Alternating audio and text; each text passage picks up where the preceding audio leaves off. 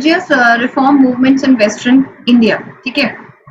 It was actually, देखो पहले ना 3 प्रेसिडेंसीज हुआ करती थी, ठीक है, बंगाल, मद्रास, एक, समझ रहे हो मेरी बात?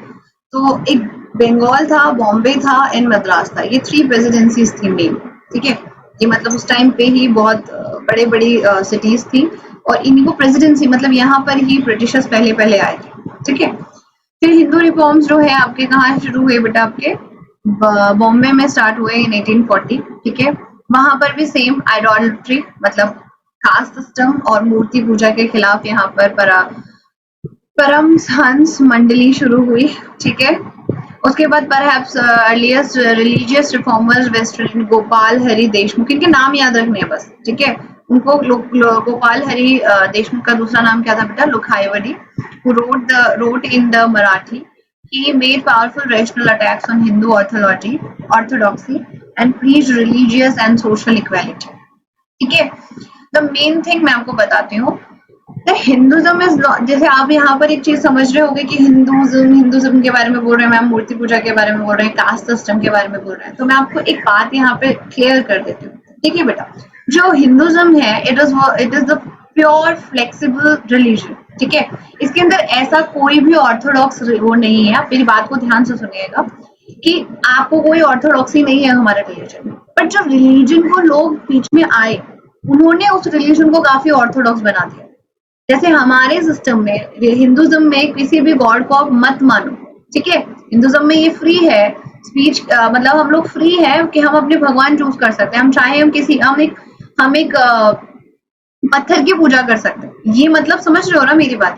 बट जो पीछे लोग आए, जो बीच में लोग आए इन बिटवीन, ठीक है, जो ब्राह्मण्स आए या जो अपर कास्ट इंडियंस आए, उन्होंने क्या किया कि हिंदुज्म को एक ऑर्थोडॉक्स रिलीजन के अंदर चेंज कर दिया।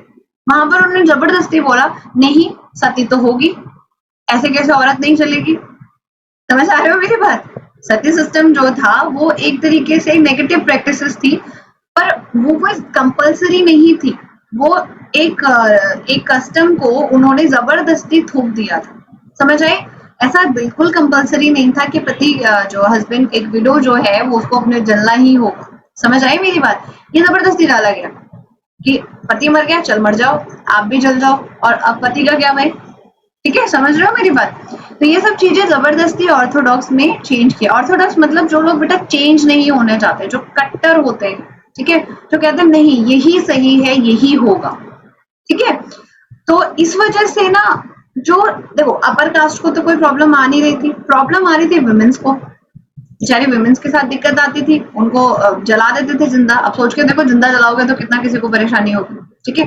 दूसरी दिक्कत आती थी लोअर कास्ट इंडियंस को, जो लोअर कास्ट इंडियंस थे या लोअर कास्ट हिंदूज थे, उनको दिक्कत आ रही थी, क्योंकि लोअर कास्ट हिंदूज के साथ डिस्क्रिमिनेशन हो रहा था, वेरियस टाइप्स ऑफ उनके साथ मतलब कि उनको अलग अलग चीजों की प्रॉब्लम आ रही थी, ठीक है। इस वजह से हिंदू रिफॉर्म्स हुए थे, समझ पा रहे हो सारे?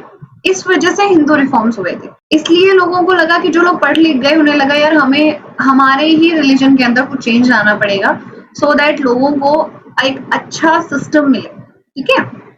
नेक्स्ट हम समझते हैं इसके बारे में। पूरा वीडियो देखने के लिए और लेटेस्ट